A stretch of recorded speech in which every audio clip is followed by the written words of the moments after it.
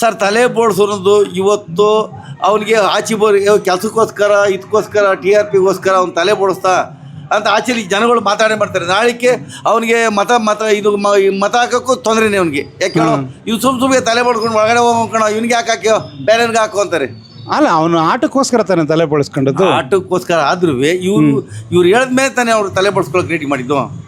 ಇವ್ರು ಹೇಳಿದ್ಮೇಲೆ ಇಲ್ಲಾಂದ್ರೆ ಯಾಕೆ ಬಡ್ಸ್ಕೊತಿದ್ರು? ನಿನ್ನ ರೈಜರಲ್ಲಿ ನೀನೇ ತಲೆ ಬಡ್ಸ್ಕೊಳ್ತಾ ಹೇಳಿದ್ರು. ಅವ್ನ ರೈಜರಲ್ಲಿ ಅವನೇ ತಲೆ ಬಡ್ಸ್ಕೊಂಡಿದ್ದು. ಅದು ತಲೆ ಬಳಸ್ಕೊಂಡದ್ದು ಅವ್ರು ಹೇಳಿದ್ದೆ ತಪ್ಪು ಅನ್ಸುತ್ತಾ ನಿಮ್ಮ ಪ್ರಕಾರ?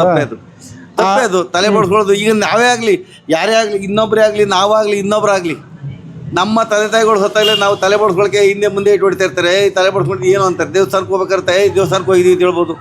ಆದ್ರೆ ಇದಕ್ಕೆ ಹೋಗ್ಬಿಟ್ಟು ಬಿಗ್ ಬಾಸ್ ಒಳಗೆ ಹೋಗ್ಬಿಟ್ಟು ತಲೆ ಬಡ್ಸ್ಕೊಂಡು ಅರ್ಧಂಬರ್ಧ ತಲೆ ಬಡ್ಸ್ಕೊ ಇದು ಮಾಡ್ಕೊಂಡಾಗ ಏನಂತಾರೆ, ಈಚೆ ಜನ ಬಂದಾಗ ಇವನು ಇದಕ್ಕೋಸ್ಕರ ಬಿಗ್ ಬಾಸ್ಗೋಸ್ಕರ ತಲೆ ಬಡ್ಸ್ಕೊಂಡ ಅನ್ನೋದಿಲ್ವಾ? ಅಂದ್ರೆ ಜನನೇ ಅವ್ರು ಏನು ಏನೇ ಗೇಮ್ ಕೊಟ್ಟರು ಮಾಡಕ್ ರೆಡಿ ಆಗ್ಬಿಟ್ಟಾರಲ್ಲ ಬಿಗ್ ಬಾಸ್ಗೋಸ್ಕರ. ಅದೇ ನಾವು ದೊಡ್ಡವರಾಗಬೇಕು. ಈಗ 12ನೇ ಸೀಸನ್ ಅಲ್ಲಿ ಗುರುತಿಸ್ಕೊಂಡ್ರಲ್ಲ, ಒಂದ್ 3-4 ಜನ ಗುರುತಿಸ್ಕೊಂಡ್ರು. ಆ ತರ ನಾವು ಗುರುತಿಸ್ಕೊಳ್ಳೋದೆಲ್ಲ ಇದಾರೆ ಸರ್.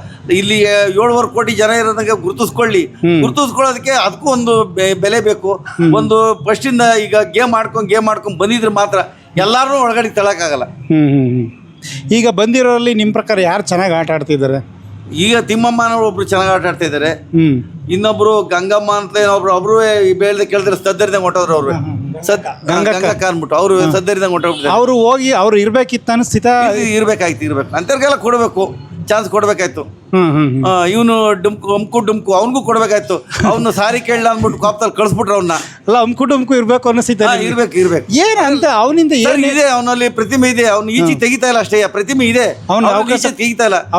ಅವ್ನಿಗೆ ಭಯ ಇದೆ, ಒಂದ್ ಸ್ವಲ್ಪ ಭಯ ತೆಗಿತಾನೆ. ಅದಕ್ಕೆ ಇವನು ಸಾರಿ ಕೇಳು, ಇವಳ ಸಂಗೀತನ ಇಂಪ್ರೆಸ್ ಮಾಡೋದ್ರೆ ಏನ್ ಸಂಗೀತನ ಈಗ ಮದುವೆ ಮಾಡ್ಕೋತಾನ ಅವನು? ಅಲ್ಲ ಟ್ರೈ ಮಾಡ್ಬೋದ, ಮದುವೆ ಮಾಡ್ಕೊಳ್ಳೋವಲ್ಲ. ಇಂಪ್ರೆಸ್ ಮಾಡೋದ್ರೆ ಏನ್ ಅರ್ಥ? ಅಲ್ಲ ಅವಳನ್ನ ಇಷ್ಟಪಡೋ ರೀತಿ ಐತಲ್ಲ. ಇಷ್ಟಪಡೋದನ್ನ ಮಾಡ್ಲಿ, ಅದನ್ನ ನೀವು ಇದು ಮಾಡಬೇಕು. ಅಲ್ಲ ಸರ್, ಅವ್ರು ಏನು ಹೇಳಿದ್ದು ಅಂದರೆ ಸಂಗೀತ ನಿನ್ನ ಕಂಡ್ರೆ ಇಷ್ಟ ಅಂತನೋ ರೀತಿ ಏನಾರು ಮಾಡಿ ತೋರಿಸು ಅಂತಂದ್ರು. ಅವ್ನು ಮಾಡಿದ ಆಟದಲ್ಲಿ ಗೇಮ್ ಮಾಡು ಅಂತ ಹೇಳ್ಬೇಕು. ಇಂಪ್ರೆಸ್ ಮಾಡು ಅಂದರೆ ಅಲ್ಲಿ ಇದ್ರ ಥರನೇ ಆಗ್ಬಿಡ್ತದೆ. ನಿಮ್ಮ ಥರನೇ ಇರ್ಬೇಕು ಅವ್ನ ಕ್ಯಾರೆಕ್ಟ್ರು, ನಿಮ್ಮ ಥರನೇ ಇರಬೇಕು. ಅಮುಕು ಡುಮುಕು ಮನಸ್ಸು ಅನ್ಸುತ್ತೆ. ಮದುವೆ ಆದರೆ ಮಾತ್ರ ಇಷ್ಟಪಡಿಸ್ಬೇಕು, ಇಲ್ಲಾಂದ್ರೆ ಪಡಬಾರ್ದು ಅಂತ ನಿಮ್ಮ ಲೆಕ್ಕ. ಅಲ್ಲ, ಈಗ ಅವ್ನು ಹೇಳ್ದಲ್ಲ, ಅವನು ನಾನು ಇರೋದೇ ಹೀಗೆ ಅಂತ. ಇರೋದೇ ಹೀಗೆ ಇರ್ಬೇಕಂದ್ರೆ ಮಡಿಕೊಂಡು ಇನ್ನೊಂದು ಚಾನ್ಸ್ ಕೊಡ್ಬೇಕಾಯ್ತು ಅವ್ನಿಗೆ. ನೀನು ಹೋಗೋ ಅಂದ್ಬಿಟ್ರೆ ಅವ್ನು ಹೊಂಟದ. ಏನು ಮಾಡಕ್ಕೆ ಆಚೆಗೆ ಬಂದಾಗಲೂ ಅವ್ನಿಗೆ ಜನಗಳು ಬೆಂಬಲ ಇದ್ದಾರ. ಅವ್ನ TRP ನೋಡ್ತಾರೆ ಅವ್ರನ್ನ. ಈಗೆಲ್ಲ ಇನ್ನೊಂದು ಯಾವ್ದಾರ ಆಗ್ಲಿ, ಡ್ಯಾನ್ಸ್ ಕರ್ನಾಟಕ ಆಗಲಿ, ಯಾವ್ದಾರ ಪ್ರೋಗ್ರಾಮ್ಗೆ ಅವ್ನು ಒಂದೇ ಹೋಗ್ತಾನೆ.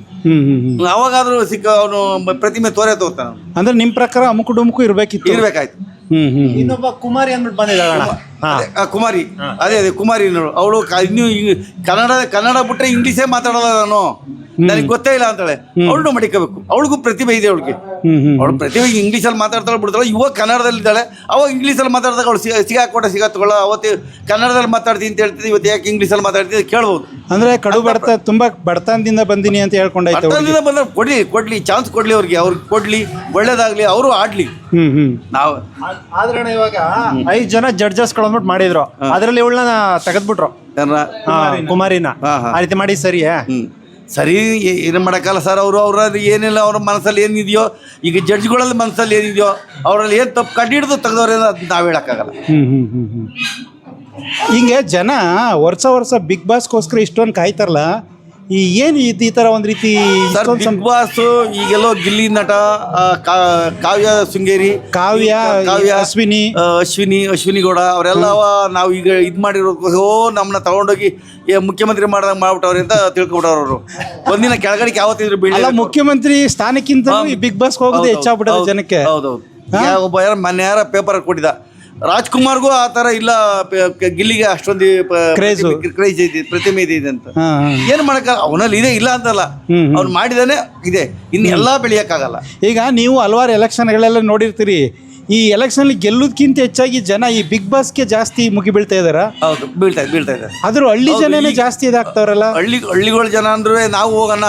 ನಾವು ಈಗ KR ಪೇಟೆ ಒಬ್ರು ಹುಡುಗಿ ಒಂದು ಇದು ಮಾಡಿದ್ಲು, ಯಾವುದೋ ಒಂದು ಹಾಡು ಹೇಳಿದ್ಲು. ಅವಳು ನಾನು ಹೋಗ್ಬೇಕು ಅಂತ ಹೇಳಿದ್ಲು.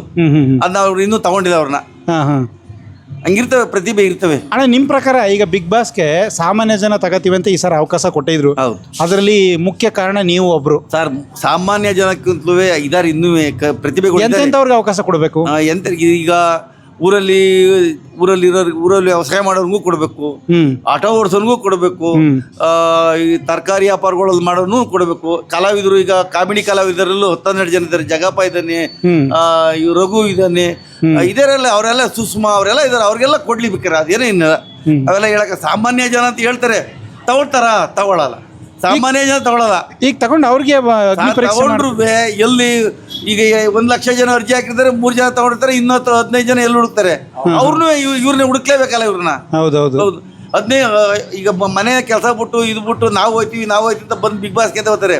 ಅವರೆಲ್ಲ ಬಂದವರೆಲ್ಲ ರಿಸಲ್ಟ್ ಆಗಿ ಹಾಕಿರ್ತಾರೆ.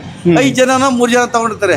ಇದರೆಲ್ಲ ಕಾಮಿಡಿ ಕಿಲಾಡಿಯಲ್ಲೋ, ಇದು ಡ್ಯಾನ್ಸ್ ಕರ್ನಾಟಕ ಡ್ಯಾನ್ಸಲ್ಲೋ, ಆಮೇಲೆ ಇನ್ನೊಂದು ಜೋಡಿ ನಂಬರ್ ಯಾವ್ದ್ರಲ್ಲ ಇದ್ರು ಅವ್ರನ್ನ ತಗೊಂಡೇ ಅಲ್ಲಿಗೆ ಹಾಕೋದು. ಅಂದ್ರೆ ಟಿವಿಲಿ ಎಲ್ಲಾ ಕಾರ್ಯಕ್ರಮ ನೋಡ್ತೀರಿ ನೀವು? ಕಾರ್ಯಕ್ರಮ ನೋಡ್ತೀವಿ. ಬಿಗ್ ಬಾಸ್ ನೋಡ್ತಾ ಇದ್ದೀರಾ? ಬಿಗ್ ಬಾಸ್ ನೋಡ್ತಾ ಇದ್ದೀವಿ. ಎಷ್ಟು ಸೀಸನ್ ಇಂದ ಇಲ್ಲ, ಬಿಗ್ ಬಾಸ್ ಒಂದು 7-8 ಸೀಸನ್ ನಾವು ನೋಡಿದ್ವಿ. ನೋಡ್ತೀರಿ. ನೀವು ಬೆಳಿಗ್ಗೆ ಎಷ್ಟೊತ್ತು ಬರ್ತೀರಿ ಇಲ್ಲಿ? 6 ಗಂಟೆಗೆ ಬಂದ್ರೆ 9 ಗಂಟೆಗೆ ನೈಟು 9 ಗಂಟೆ ಮೇಲೆ ಹೋಗಿ ನೋಡ್ತೀರಾ? ನೋಡ್ತೀವಿ. ಅಂದ್ರೆ ನಿಮ್ಮ ಪ್ರತಿ ಸತ್ತು ನಾವು ಸೀಸನ್ ನೋಡ್ತೀರಿ. ನಿಮ್ಮಂತವ್ರಿಗೋಸ್ಕರನೇ ಬಿಗ್ ಬಾಸ್ ನಡೆಸ್ತಾ ಇರೋದು ಅನ್ಸುತ್ತೆ. ಅಲ್ಲ, ಮಾಡ್ಲಿ ನಮ್ಮಂತವ್ರಿಗೋಸ್ಕರ ನೋಡೋರು. ಈಗ ನಾವು ಇಲ್ಲೆಲ್ಲ ಟೆನ್ಷನ್ ಇಂದ ಹೋದಾಗ ಬಿಗ್ ಬಾಸ್ ನೋಡಿದಾಗ ಯಾರ್ಯಾರು ಏನೇನು ಮಾತಾಡಿರ್ತಾರೆ, 10 ಜನ ಇರ್ತಾರೆ, 10 ಜನ ಏನೇನು ಮಾತಾಡ್ತಾರೆ ನೋಡ್ತೀವಿ. ಆಗ ನಮ್ಮ ಮೈಂಡ್ ಅಂದ್ರೆ ನಿಮ್ಗೆ ಒಂದ್ ಸ್ವಲ್ಪ ಮನರಂಜನೆ ಸಿಗುತ್ತಾ ಬಿಗ್ ಬಾಸ್ ಇಂದ? ಮೆಮರಿ ವರ್ಕ್ ಆಗುತ್ತೆ, ಮನರಂಜನೆ ಸಿಗುತ್ತೆ. ಅದಕ್ಕೋಸ್ಕರ ನೋಡ್ತಾ ಇರ್ತೀರಿ, ಅದಕ್ಕೋಸ್ಕರ ಇರ್ಬೇಕು ಅನ್ಸುತ್ತೆ. ಈ ಸರಿ ಅಣ್ಣ ಒಬ್ರು ಲೇಡೀಸ್ ಡಾಕ್ಟರ್ ಬಂದವ್ರೆ, ಒಂದು ಹುಡುಗಿ ಬಿಗ್ ಬಾಸ್ಗೆ. ಇಲ್ಲ, ನೋಡಿದ ಹೆಣ್ಮಗ ನೋಡಿಲ್ಲ ನಾವು ಮಾತಾಡ್ಬೋದು. ನೋಡಿಲ್ಲ ಇನ್ನು. ಅಂದ್ರೆ ನಿಮಗೂ ಕೂಡ ಬಿಗ್ ಬಾಸ್ ಬೇಕೇ ಬೇಕು, ನೋಡ್ಬೇಕು ಅಂತ ಮನರಂಜನೆ ಮಾಡ್ಲಿ. ತುಂಬಾ ಜನ ಏನು ಕರ್ನಾಟಕದ ಚಿಕ್ಕ ಮಕ್ಕಳಿಂದ ವಯಸ್ಸಾದವ್ರ ಗಂಟ್ಲು ನೋಡ್ತಾರೆ. ಇದು ಆ ತರ ಒಂದು ಕ್ರೇಜ್ ತಂದ್ಬಿಟ್ಟಿದೆ. ಈಗ ಸುದೀಪ್ ಅವ್ರು ಇನ್ನೂ ಬಂದಿಲ್ಲ, ಈಗ್ಲೇನೆ ಇಷ್ಟು ಕ್ರೇಜ್ ಅದಲ್ಲ. ಸುದೀಪ್ ಅವ್ರು ಬಂದ್ಮೇಲೆ ಯಾವ ತರ ನೋಡ್ತೀರಿ ಸರ್? ಸುದೀಪ್ ಅವ್ರು ಬಂದ್ರೆ ಸುದೀಪ್ ಅವ್ರ ಗತ್ತೆ ಬೇರೆ.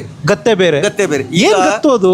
ಈಗ ಇದು ಇತ್ತಲ್ಲ, ಯಾರು ಪುನೀತ್ ರಾಜ್ಕುಮಾರ್ ಒಂದು ಇದು ನಡೆಸ್ತಾ ಇದ್ರು, ಕನ್ನಡದ ಕೋಟ್ಯಾಧಿಪತಿ.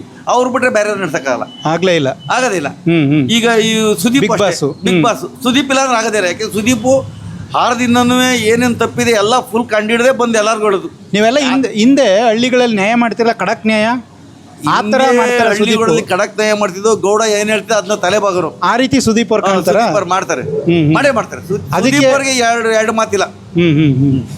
ಯಾರದೇ ಆಗಿರ್ಲಿ, ಯಾರದೇ ತಪ್ಪಾಗಿರ್ಲಿ, 10 ಜನದಲ್ಲಿ ಯಾರದೇ ತಪ್ಪಾಗಿರ್ಲಿ, ಅವ್ರ ಮಾತೇ ಸುದೀಪ್ ಬಿಟ್ರೆ ಬೇರೆ ಯಾರು ನಿಮ್ಗೆ ಬೇಕಾಗಲ್ಲ. ಸುದೀಪ್ ಬಿಟ್ರೆ ಇನ್ಯಾರು ಅಂತ ಯಾರು ಇಲ್ಲ ಸರ್, ಇನ್ಯಾರು ಇಲ್ಲ. ಆಯ್ತು ಸರ್, ನೋಡ್ತಾ ಇರಿ. ಸುದೀಪ್ ಬಿಟ್ರೆ ಬೇಕಾದ್ರೆ ಇನ್ನು ಪುನೀತ್ ರಾಜ್ಕುಮಾರ್ ಇದ್ರು. ಪುನೀತ್ ರಾಜ್ಕುಮಾರ್ ಭಗವಂತ ಬೇಗ ಹೊರಟೋಗ್ಬಿಡ್ತಾರೆ. ಅದ್ರ ಏನ್ ಮಾಡಕ್ಕ, ಅದು ಬಿಟ್ರೆ ಸುದೀಪ್ ಬಿಟ್ರೆ ಬೇರೆ ಆಗಲ್ಲ. ಆಯ್ತು sir, thank you sir. Thank you.